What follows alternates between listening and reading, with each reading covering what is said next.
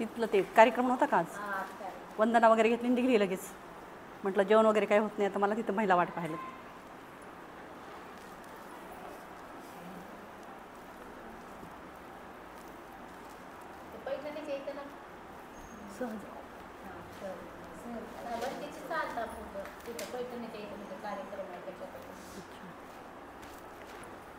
आपले दोन्ही हात जोडायचे आहेत, आपले डोळे बंद ठेवायचे आहेत. हे पुरुषोत्तम, मी मनापासून निष्ठा ठेवते तथागतावर, ज्यांचा प्रकाश आहे व्याप्त अनिर्बंध दश दिशात, आणि माझी निग्रही मनीषा तुझ्या भूमीत जन्म घेण्याची मनचक्षुंना घडते तुझ्या भूमीचे दर्शन.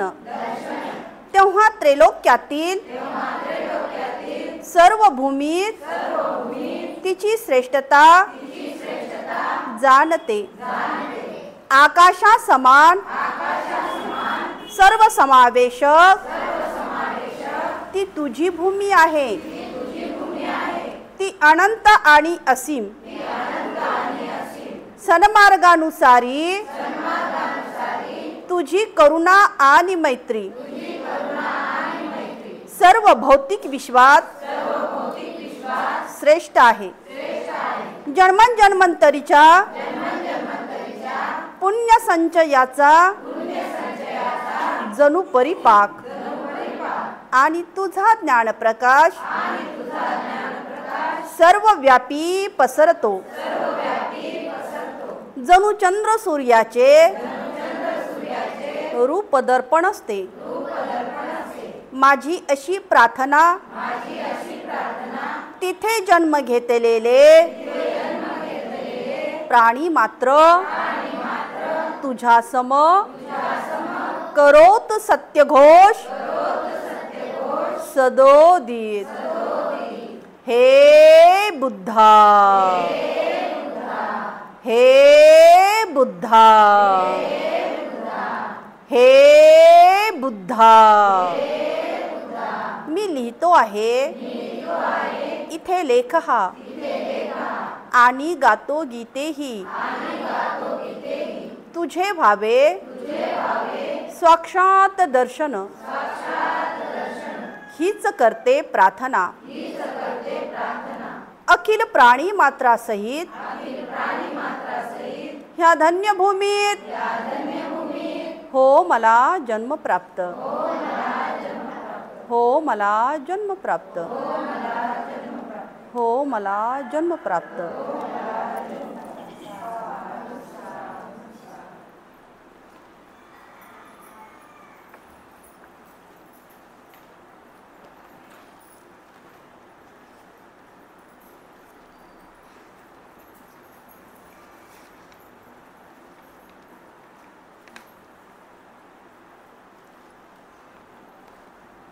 भगवान बुद्ध आणि त्यांचा धम्म या ग्रंथाचं या ठिकाणी पठन होत असताना आपण या ठिकाणी बौद्ध जीवन मार्ग पाहत आहोत.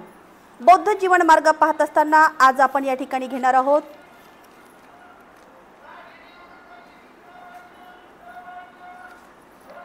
दुःख आणि सुख, दान आणि कर्म. दारिद्र्य हे दुःखाचे उगमस्थान आहे, परंतु दारिद्र्य नाशाने सुख लाभेलच असंही नाही. कारण सुख लाभते ते उच्च राहणीवर अवलंबून नसून ते उच्च अशा संस्कृतीवर आहे. विश्वास हे सर्वश्रेष्ठ असे नाते आहे आणि निर्वाण हे सर्वश्रेष्ठ असे सुख आहे. सुख लाभते ते उच्च राहणीमानावर अवलंबून नसून ते उच्च संस्कृतीवर अवलंबून आहे, आणि हे काय आहे तर हा बौद्ध जीवन मार्ग आहे. आरोग्य ही सर्वश्रेष्ठ अशी देणगी आहे. समाधान ही सर्वश्रेष्ठ अशी संपत्ती आहे. विश्वास हे सर्वश्रेष्ठ असे नाते आहे, आणि निर्वाण हे सर्वश्रेष्ठ असे धन आहे.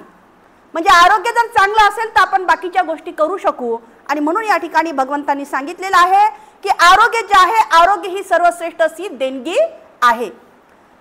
जे आहे त्याच्यामध्ये समाधान व्यक्त करणं, आणि समाधानी व्यक्ती जे आहे त्याला आनंद लाभतो, आणि म्हणून समाधान काय आहे तर समाधान ही सर्वश्रेष्ठ अशी संपत्ती आहे. जो विश्वास आहे, विश्वासा एवढं अनमोल नातं कोणतेही नाही, आणि म्हणून जिथे विश्वास आहे तिथे मात्र नातं आहे, आणि विश्वास हे सर्वश्रेष्ठ असे नातं आहे, आणि निर्वाण जे आहे हे निर्वाण सर्वश्रेष्ठ असं सुख आहे. जे आपला द्वेष करतात त्यांना द्वेष न करता आपण सुखाने राहायला शिकलं पाहिजे. रुग्णाईत माणसात आरोग्य राखून आपण मात्र सुखाने राहायला शिकले पाहिजे.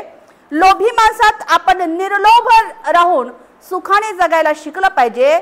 शेत जसे तणाने नाश पावते त्याचप्रमाणे मानवजात जे आहे या दुविचारानं नाश पावते, आणि म्हणून वित्तराग पुरुषांना दिलेले दान कसे आहे तर फलदायी आहे. वित्तराग म्हणजे ज्याच्या चित्तामध्ये, ज्याच्या मनामध्ये कुठलाही दुविकाराने भरलेला नाही, आणि अशा या वित्तरागा पुरुषांना दिलेलं दान कसं आहे तर श्रेष्ठ असे आहे किंवा फलदायी असे आहे.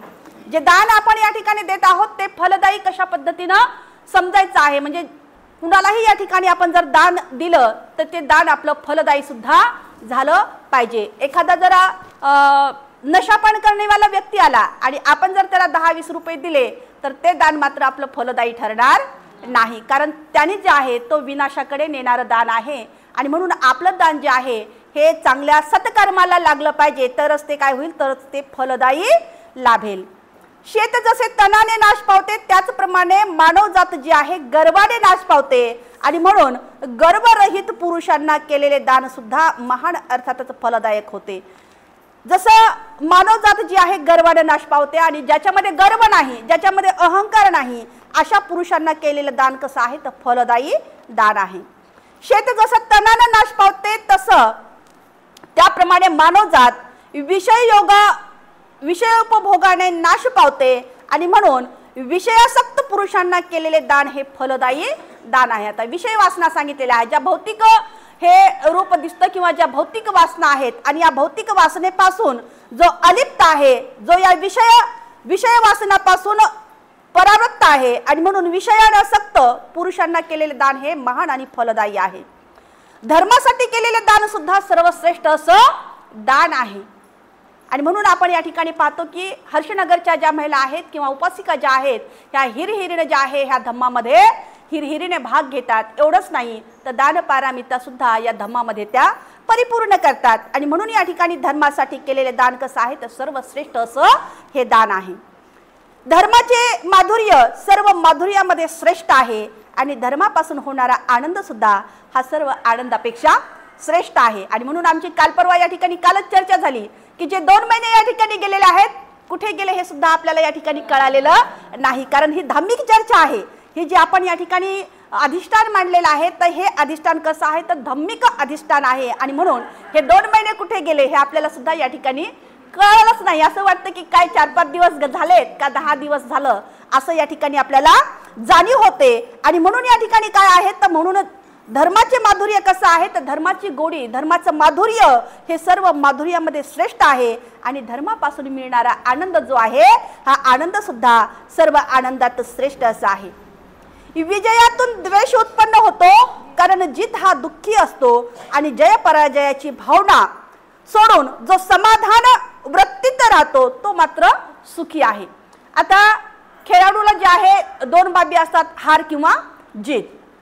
हारला तो आनंदी होतो, हारला तो दुःखी होतो, आणि जिंकला तो आनंदी होतो. आणि हार आणि जीत या दोन्ही मध्ये सुद्धा जो लिप्त नाही, म्हणजे हार जर झाली तरी त्याला काही वाटणार नाही, आणि जीत जरी झाली तर त्याला काही सुद्धा वाटणार नाही. आणि म्हणून जय आणि पराजयाची भावना सोडून जो समाधान वृत्तीत राहतो तो व्यक्ती कसा आहे तर तो सुखी आहे. कामासारखा दुसरा अग्नी नाही, द्वेषासारखे चुकीचे निशाण नाही, आणि शरीरासारखे दुसरे दुःख नाही, शांतीसारखे दुसरे सुखही नाही. कामासारखा दुसरा अग्नी नाही, जे काम अग्नी आहे, जे दोष अग्नी आहे, जे हे अग्नीचं घर आहे. काय सांगितलेलं आहे भगवंतांनी, हे अग्नीचं घर आहे.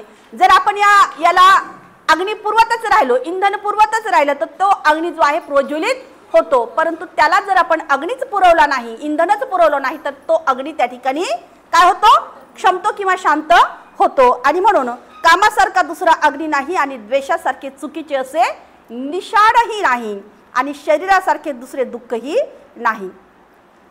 शांतीसारखे दुसरे सुख नाही. म्हणजे कोणत्याही गोष्टीमध्ये शांती आणि समाधान मानणं, जर समाधान असेल तर त्याला शांती आणि सुख सुद्धा लाभेल.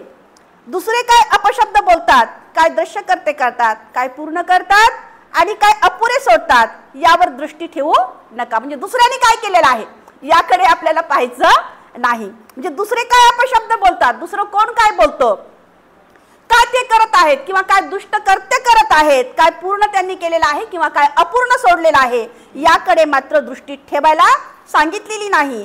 तर कशावर दृष्टी करायला सांगितलेली आहे, कशावर आपल्याला नजर ठेवायला सांगितलेली आहे. तर आपण काय करतो, कुणीकडे पाहायचं आहे, आपल्या स्वतःकडे पाहायचं आहे, दुसरीकडे पाहायचं नाही, आपल्या स्वतःकडे पाहायचं. आपण काय करतो आणि आपण काय पूर्ण केलेलं आहे आणि आपलं अधुरं काय राहिलेलं आहे, आपण पूर्ण काय केले आणि काय अपुरे सोडले यावर लक्ष ठेवणे कसं आहे अधिकच चांगलं आहे. जे विनयशील आहेत, जे चित्तशुद्ध व्हावी म्हणून इच्छितात, जे अनासक्त आहेत, एकांतप्रिय आहेत, ज्याचे आचरण हे शुद्ध आणि शुद्धच आहे, जे विवेकशील आहेत, त्यांचे जीवन कसं आहे नेहमीच खडतर आहे. म्हणजे चांगल्या व्यक्तीला जीवन जगणं कसं आहे, खडतर आहे ना. कारण विनयशील जो आहे, जो नियमनाला धरून आहे किंवा विनयाला धरून आहे, ज्याचं चित्त हे शुद्ध आहे, चित्तशुद्धी आहे आणि जो अनासक्त आहे, कुठल्याही गोष्टीमध्ये तो आसक्ती नाही आणि एकांतप्रिय आहे, ज्याचे आचरण सुद्धा शुद्ध आणि शुद्ध आहे, जो विवेकशील आहे, त्याचे जीवन नेहमीच कसं असतं, खडतर असतं. तेजस्वी घोड्याला भरधाव धावण्यासाठी चापकाचा फटकारा लागत नाही.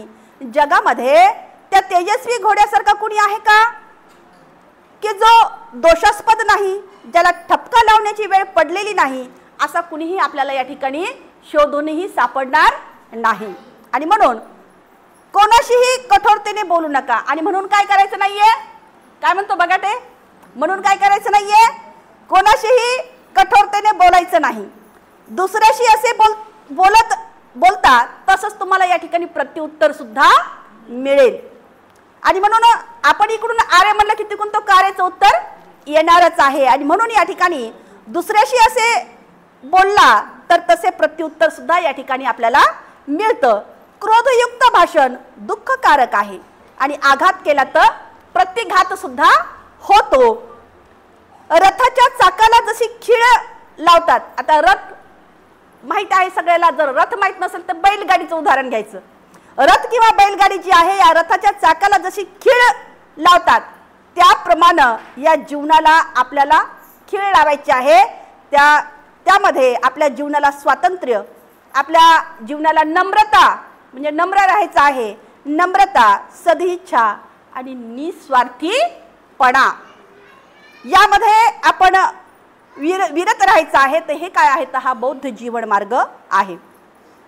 जे ढोंग आहे या ढोंगामध्ये जे आहे म्हणजे काही जण असं ढोंग घेतात. कशाचं ढोंग घेतात, खोटे बोलू नये, खोटे बोलण्यास दुसऱ्याला प्रवृत्त सुद्धा करायचं नाही. आपण तर खोटं बोलायचंच नाही, परंतु इतरांना सुद्धा खोटे बोलण्यासाठी प्रवृत्त करायचं नाहीये. खोटे बोलण्याच्या कृत्याला संमती सुद्धा द्यायची नाही. म्हणजे खोटं असेल आणि त्याला हा मध्ये हा सुद्धा भरायची नाही. सर्व प्रकारचे असत्य भाषण जे आहे आपल्याला या ठिकाणी टाळायचे आहे.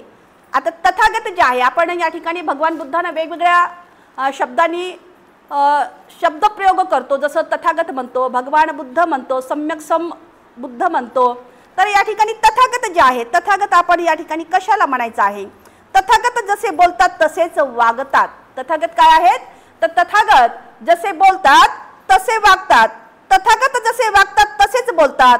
ते काय आहेत, तर यथाभाषी, तथाकारी आणि यथाकारी तथाभाषी असल्यामुळे त्यांना तथागत म्हणतात. आणि हा काय आहे, तर हा बौद्ध जीवन मार्ग आहे. आता पूर्वीची माणसं पहा, एकवचनी होती आणि जे बोललं त्याला काय होते, ते अटळ होते. जसं बोलायचे तसेच त्या ठिकाणी ते चालायचे. आणि तथागत सुद्धा या ठिकाणी जे शब्द उच्चारतात तेच त्या ठिकाणी ते आचरणात आणतात. आणि म्हणून यथाकारी तथाभाषी या ठिकाणी म्हटलेलं आहे. यथाभाषी तथाकारी आणि यथाकारी तथाभाषी म्हणजे जशा पद्धतीने बोलतात तशा पद्धतीने चालतात, जशा पद्धतीने चालतात तशाच पद्धतीने बोलतात आणि म्हणून आपण त्यांना काय म्हणतो मग तथागत म्हणतो। सम्यक मार्गानुसार आपल्याला या ठिकाणी आचरण करायचं आहे, सम्यक मार्ग निवडायचा आहे आणि त्यापासून आपल्याला या ठिकाणी विचलित सुद्धा होऊ नका, कारण मार्ग हे विपुल आहेत परंतु सर्वच काही सम्यक मार्गाकडे नेणारे नसतात। सम्यक मार्ग हा केवळ थोडक्यात सुखासाठी नाही तर तो बहुजनांच्या सुखासाठी आहे। म्हणजे सम्यक मार्ग या ठिकाणी तथागतांनी थोडक्या लोकांसाठी सांगितलेला आहे का तर नाही, हे बहुजनांच्या सुखासाठी सांगितलेला आहे। त्याचा प्रारंभ जो आहे म्हणजे त्याची सुरुवात जी आहे ही आनंददायी आहे, कल्याणकारी आहे। त्याचा मध्य जो आहे हा सुद्धा आनंददायी आहे किंवा कल्याणकारी आहे। त्याचा शेवट जो आहे त्याचा शेवट सुद्धा कसा होणार आहे मग आनंददायी आणि कल्याणकारी होणार आहे। तो प्रारंभी मध्य आणि शेवटी ही कल्याणकारीच असला पाहिजे आणि म्हणून सम्यक मार्गाचे अनुसरण म्हणजे बौद्ध जीवन मार्गाचे अनुसरण करणे होय। अष्टांगिक हा श्रेष्ठ मार्ग आहे, सर्वश्रेष्ठ सत्यामध्ये सत्यच्युतुष्ट आहे, श्रेष्ठ वैशिक अनासक्ती हा सर्वश्रेष्ठ असा गुण आहे आणि ज्याला हे पाहण्यासाठी दृष्टी आहे तो पुरुष कसा आहे मग तो श्रेष्ठ असा पुरुष आहे। प्रज्ञाशुद्धीचा हा एकमेव मार्ग आहे, दुसरा नाही। याच मार्गाने जा, म्हणजे प्रज्ञा जर शुद्धी करायची असेल, स्वतःला जर शुद्ध करायचं असेल, स्वतःची प्रज्ञा जर शुद्ध करायची असेल तर प्रज्ञारूपी व्यक्तीला प्रज्ञाशुद्धीचा हा एकच आणि एकच मार्ग अनुकरण केला तर तुमच्या दुःखाचा निराश होईल। दुःख संकट कसे काढून टाकतात येथील हे कळाल्यानंतर मी या मार्गाचा उपदेश या ठिकाणी केलेला आहे। तथागत हे केवळ काय आहे तर तथागत हे केवळ पथदर्शक आहेत। पथ म्हणजे मार्ग, मार्ग किंवा वाट किंवा रस्ता। तर तथागत काय आहेत तर तथागत हे केवळ पथदर्शक आहेत। प्रयत्न जो आहे प्रयत्न ज्याने त्याचा करायचा आहे, प्रयत्न ज्याचा त्याने स्वतः करायचा असतो। सर्व श्रेष्ठ पदार्थ हे विनाशाधीन आहेत हे जो ओळखतो त्याला दुःख विचलित करू शकत नाही। म्हणजे या पृथ्वी तलावर जे आहे सगळ्या सृष्ट पदार्थ म्हणजे पृथ्वीवर आपल्याला जे जे या ठिकाणी दिसून येतं हे कसं आहे तर हे विनाशकारक आहे, म्हणजे एक ना एक दिवस काय आहे तर नष्ट पावणार आहे। आणि म्हणून हे ज्याने ओळखलं, हे ज्याला कळालं तर त्याला दुःख विचलित करू शकत नाही। सर्व रूपे अनित्य आहेत, जो हे ओळखतो त्याला दुःख स्पर्श करू शकत नाही। रूपे म्हणजे आपल्या दृष्टीस जे हे रूप दिसत आहे, हे रूप जे आहे हे सुद्धा काय आहे तर हे सुद्धा जे अनित्य आहे आणि हे अनित्य ज्यानं ओळखलं त्याला काय आहे तर त्याला दुःख स्पर्श करू शकणार नाही। जेव्हा जागे व्हायला पाहिजे तेव्हा जो जागा होत नाही, जो तरुण आणि बळकट असूनही सुस्तपणाच्या आहारी गेलेला असतो, ज्याची इच्छा आणि विचार हे झोपी गेलेले असतात, त्या आळशी मनुष्याला कधीही ज्ञान होणार नाही।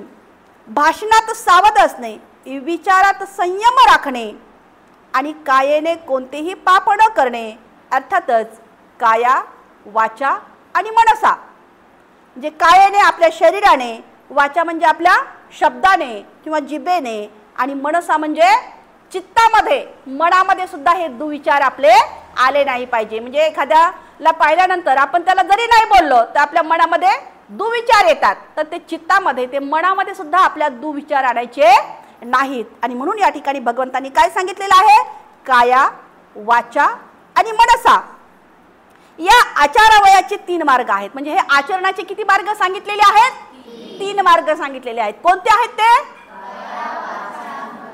काया वाचा आणि मनसा हे आचरणाचे जे आहेत हे 3 मार्ग आहेत। आणि हे 3 मार्गावर आपण जर आरूढ झालो, या 3 मार्गाचा जर अवलंबिल्यानंतर प्रज्ञावंतांनी निर्देशिलेल्या मार्गाने माणसाला या ठिकाणी जाता येते। वास्तविक ज्ञानाने लाभ होतो आणि त्या अभावाने नाशही होतो। लाभाचे आणि नाशाचे हे दुहेरी मार्ग ओळखून ज्ञान वाढेल अशा माणसाने उद्योग करावा।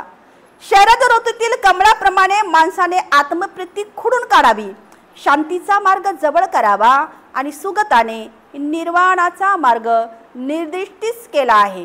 आता वेगवेगळ्या ऋतूमध्ये वेगवेगळी फुलं येतात, तर शरद ऋतूमध्ये सुद्धा कमळाचं फूल जे आहे उमललं जातं आता कमळाचं फुल आपल्याला माहित आहे सगळ्यांना, कशामध्ये असतं ते? पाण्यामध्ये असतं, चिखलामध्ये असतं, परंतु त्याचा लवलेश त्याच्या पाण्यावर किंवा त्याच्या फुलावरती येऊ देतं का? येऊ देत नाही. आणि म्हणून त्या कमळाप्रमाणे माणसाने सुद्धा आपल्या आत्मप्रीती जी आहे खोडून टाकली पाहिजे आणि शांतीच्या मार्गाजवळ आपण शांतीचा मार्ग जवळ करावा, सुगताने निर्वाणाचा मार्ग निर्दिष्ट केला पाहिजे. अधर्माने वागू नका, धर्माने वागा, अधर्माने वागू नका, अविचारी जगू नका, दुष्ट सिद्धांताचे अनुकरण सुद्धा करू नका, जागे व्हा, जागा व्हायला सांगितलेलं आहे, जागे व्हा, सुस्त पडू नका, सद्गुणाची कास धरा. कास कशाची धरायला सांगितलेली आहे? तर सद्गुणाची कास धरा. सद्गुणी इहलोकी सुखी असतात. जो पूर्वी अविचारी होता आणि नंतर सुविचारी झाला, तो मात्र घनयुक्त चंद्राप्रमाणे जग तेजस्वी करतो. म्हणजे जो पूर्वी अविचारी होता, आता सगळ्यांना जन्मताच ज्ञान असतं का? नाही. काहींना जन्मला म्हणजे जे आपण जो मार्ग चालतो त्यामध्ये जर काही लोक जे आहेत अविचारी सुद्धा असतात, परंतु त्यानंतर जे आहेत त्या ज्ञानाच्या मार्गाकडे आरूढ होतात आणि मग या अविचारी जो पूर्वी अविचारी होता आणि नंतर जो सुविचारी झालेला आहे, तर सुविचारी व्यक्तीनं घनविमुक्त चंद्राप्रमाणे जग तेजस्वी तो करतो. जो दृश्यकृत्य सोडून सत्यकृत्य करू लागला आहे, तो घनविमुक्त चंद्राप्रमाणे जगाला कसा करतो? तो जगाला प्रकाशमान करतो, जगाला प्रकाशित करतो, जगाला प्रकाशमान करतो. एका धर्मनियमनाचे उल्लंघन करून जो असत्य बोलतो तो कुणाला दुसरे दुष्कृत्य करणार नाही हे सांगत नाही. जे सदैव सावधान असतात, जे रात्रंदिवस अभ्यास करतात, ते निर्वाणासाठी आटोकाट असे प्रयत्न करत असतात. त्याचे दुर्विकार शेवटी लोप पावतात, म्हणजे दुविचार जे आहेत त्याचे शेवटी लोप पावतात. अशी एक जुनी अशी म्हण आहे की जो स्तब्ध असतो त्यालाही लोक दूषण देतात. जुनी काय म्हण आहे? जे स्तब्ध राहतात म्हणजे जे शांत राहतात त्यालाही लोक बोलतात, जे फार बोलतात त्यालाही लोक बोलतात, खूपच बोलतो, लयच बडबड करतो त्यालाही लोक बोलतात आणि त्यालाही लोक दूषण लावतात. आणि जो अगदी थोडकच बोलतो त्याला सुद्धा लोक दूषण लावतात, म्हणजे त्याला सुद्धा दोष देतात. काय बोलतो हा? उगा एखादा दोन शब्द बोलतो आणि बोलतच नाही. अशा प्रकारे जे आहेत दूषण लावतात, अगदी थोडे बोलतात त्याला सुद्धा या ठिकाणी लोक दूषण लावतात. आणि खरोखरच ज्याला दूषणच लावले जात नाही असा या जगात कोणीच नाही. आहे का कोणी? नाही. आणि म्हणून ज्याला सदैव दूषण देतात किंवा ज्याची सदैव स्तुती करतात असा पुरुष पूर्वी नव्हता, म्हणजे आपल्या पूर्वी सुद्धा नव्हता, आता सुद्धा आहे का? आता पण नाही आणि पूर्वीही यानंतर सुद्धा पुढेही कधी होणार नाही. म्हणजे पूर्वीही नव्हता, आताही नाही आणि पुढेही कधी होणार नाही. एक गोष्ट माहिती आहे आपल्याला सगळ्यांना, पहिली दुसरीला एक गोष्ट होती. कोणती? बरोबर आहे, आमच्या शिलाताईला बरोबर डोक्यामध्ये ती गोष्ट आहे गाढवाची. जे बापलेका आहेत, हे बापलेका काय करतात? एका गाढवाला ओझ नेत असतात आणि मग ओझ नेत असताना ते जे आहेत गाढवाच्या पाठीवर ओझ देतात, गाढवाच्या पाठीवर ओझ देतात आणि दोघंही चालतात. तर लोक त्यांना बघून बोलतात, काय दोघं जणांना काही अक्कल आहे का? त्या गाढवाच्या पाठीवर बिचारे एवढं मोठं ओझ दिलेलं आहे आणि रिकामे आपण दोघंही हात करून चालायला लागलेत. हे लोक असे चालताना बोलतात. त्यानंतर जे आहे त्या जो मनुष्य आहे तो माणूस तो ओझ जे आहे आपल्या पाठीवर घेतो, पण थोडं पुढे जातो. थोडं पुढे गेले की तिथे लोक म्हणतात, अरे गाढव असताना यांनी एवढं मोठं ओझ घेतलंय, गाढव सोबत असताना यांनी एवढं मोठं ओझ घेतलेलं आहे, याला असा प्रकारे दोष देतात. त्यानंतर त्याला वाटलं तर मी घेतलेला आहे म्हणून ते मुलाच्या पाठीवर देतो, पुन्हा पुढे चालतो. पुन्हा लोक त्याला बोलतात, गाढव आहे, एवढा मोठा माणूसही आहे, परंतु एवढ्याशा लेकराच्या पाठीवर त्यांनी ओझ दिलेला आहे. आणि मग जे शेवटी काय करतात ते त्या गाढवाला सुद्धा वरती डोक्यावर घेतात आणि मग लोक पुन्हा पुढे गेल्यानंतर पुन्हा बोलतात की काय लोक काय आहेत हे, की मूर्ख लोक आहेत की या गाढवाला त्यांनी या ठिकाणी डोक्यावर घेतलेला आहे. आणि अशा पद्धतीने जे आहे लोकांची जी प्रक्रिया आहे, म्हणजे ते पायी चालू देत नाहीत आणि घोड्यावरही चालू देत नाही. आणि म्हणून या लोकांचा आपण विचार करायचा नाही. आपल्याला काय करायचं आहे? आपण मात्र स्वतः ठरवायचं आहे आणि स्वतः जे आहे या धम्माच्या अनुसराने, या धम्माच्या मार्गाने आपल्याला मात्र या ठिकाणी वाटचाल करायची आहे। आणि म्हणून या ठिकाणी भगवंतांनी आम्हाला सांगितलेलं आहे की यापूर्वी सुद्धा कुणी असं दूषण लावलेलं नव्हतं आणि आता सुद्धा नाही आणि पुढे सुद्धा कुणी होणार नाही। वाणीच्या क्रोधापासून सावध राहा आणि जिभेवर संयम करा। जी वाणी आहे, जो आपण बोलतो, हे बोलणं सुद्धा आम्हाला काय सांगितलेलं आहे, तोलून मोलून बोलायचं आहे। आपल्याला काय बोलायचं आहे याचा अगोदर विचार करायचा आहे। आणि म्हणून एकदा जो शब्द केलेला आहे तो शब्द आपण वापस घेऊ शकतो का? नाही। आणि म्हणून विचार विनिमय करून आपण या ठिकाणी बोलायचं असतं। एक परीचा जो आहे, आपण म्हणतो की मारलेला जो घाव आहे तो काय होतो, मिटला जातो, नष्ट होतो, परंतु बोललेले शब्द जे आहेत त्या हृदयामध्ये मात्र कसे होतात, बाणासारखे रुततात किंवा तो व्यक्ती आपल्याला समोर दिसला की त्याचे शब्द मात्र आठवतात। आणि म्हणून वाणीच्या क्रोधावर आपल्याला या ठिकाणी सावध राहायला सांगितलेलं आहे। किती जरी राग आला तरी या ठिकाणी त्या वाणीवर आपल्याला शांत बसायला सांगितलेलं आहे। आता राग आल्यानंतर काय करायचं, आपल्याला उलटे आकडे मोजायचे। आपला बरोबर काय होतं, राग शांत होतं। कितीपर्यंत मोजायचे, 100 पर्यंत मोजायचे। उलटे ते पण 100 पासून सुरू करायचे, 1 पासून मोजायचे 100 पर्यंत, 100 पासून मोजायचे 1 पर्यंत। बरोबर राग काय होतं त्या ठिकाणी, शांत होतो। नाही तर राग जास्त आलेला असते ना,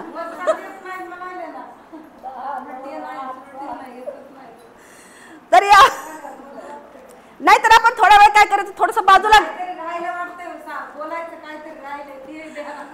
बाजूला जायचं। आपण थोडं शांत होईपर्यंत, दुसरं कोणी शांत होईपर्यंत आपण थोडं बाजूला सारायचं। कारण वाणीच्या क्रोधापासून आपल्याला या ठिकाणी सावध राहायला सांगितलेलं आहे। जिभेवर या ठिकाणी संयम ठेवायला सांगितलेलं आहे। मानसिक पापांचा त्याग करा आणि आपल्या मनानेही सद्गुणांचा आचरण करा। अप्रमाद हा निर्वाणाचा मार्ग आहे, प्रमाद हा मृत्यूचा मार्ग आहे। जे अप्रमादी आहेत ते अमर आहेत आणि जे प्रमादी आहेत ते मात्र मृतवत आहेत। सदधर्म आणि असदधर्म याचा संकर करू नका। जे खोट्याला खरे आणि खऱ्याला खोटे समजतात ते आपल्या दुर्बुद्धीमुळे कधीही सत्यापर्यंत पोहोचू शकत नाहीत आणि जे खऱ्याला खोटे आणि खोट्याला खरे समजतात आपल्या दुर्बुद्धीमुळे कधीही सत्यापर्यंत ते पोहोचू शकत नाहीत। जे सत्याला सत्यच मानतात आणि असत्याला असत्यच म्हणून ओळखतात त्याच्या ठिकाणी मात्र सम्यक दृष्टी आहे आणि त्यांना सत्य लाभलेलं आहे किंवा सत्याचा लाभ झालेला आहे। ज्या पद्धतीने घर नीट साकारलेले नसेल तर ज्याप्रमाणे त्यामध्ये काय होईल, पावसाचं पाणी आतमध्ये येईल किंवा गळेल आणि त्याचप्रमाणे असंस्कृत मनात तृष्णा जी आहे प्रवेश करेल। घर नीट साकारलेले असेल किंवा त्यात ज्याप्रमाणे पावसाचे पाणी शिरू शकत नाही त्याचप्रमाणे सुसंस्कृत मनात तृष्णा मात्र प्रवेश करू शकत नाही। उठा, प्रमादी राहू नका, धर्माच्या शिकवणुकीप्रमाणे वागत राहा। जो त्याप्रमाणे वागतो तो इहलिकी आणि इतर सर्वलोकी कसा आहे, सुखी आणि आनंदी आहे। सन्मार्गाचा अवलंब करा, कुमार्गाचा अवलंब करू नका। सन्मार्गाने जाणारे लोक इहलोकी आणि इतर सर्व कशा आहेत, सुखी आणि आनंदीच होतात। आणि म्हणून तथागताचा जो मार्ग आहे, तथागताचा जो धम्म आहे, आम्हाला सन्मार्गाचा, या सन्मार्गाचा अवलंब करण्यासाठी या ठिकाणी सांगितलेला आहे। कुमार्गाचा अवलंब करा।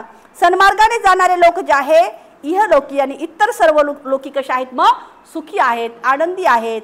अशा पद्धतीने आज आपण या ठिकाणी भगवान बुद्धांनी या ठिकाणी जे सांगितलेला धम्म आहे तो या ठिकाणी बौद्ध जीवन मार्ग आपण या ठिकाणी संपूर्ण केलेला आहे। उद्या आपण या ठिकाणी दुसरा भाग सुरू करणार आहोत। आज आपण या ठिकाणी इथेच थांबणार आहोत। साधू साधू साधू। प्रतिज्ञा आपण करूया, जीवसृष्टी आहे असीम, ती भवसागर पार नेण्याची। प्रतिज्ञा आपण करूया, आपणात दोष असंख्य, ते नष्ट करण्याची। प्रतिज्ञा आपण करूया, आहेत सत्य अनंत, ती पूर्ण आकलण्याची। प्रतिज्ञा आपण करूया भगवान बुद्धांचा अतुल्य मार्ग तो संपूर्ण साध्य करण्याची प्रतिज्ञा आपण करूया डॉक्टर बाबासाहेब आंबेडकर यांचा रथ पुढे पुढे नेण्याची. साधू साधू साधू.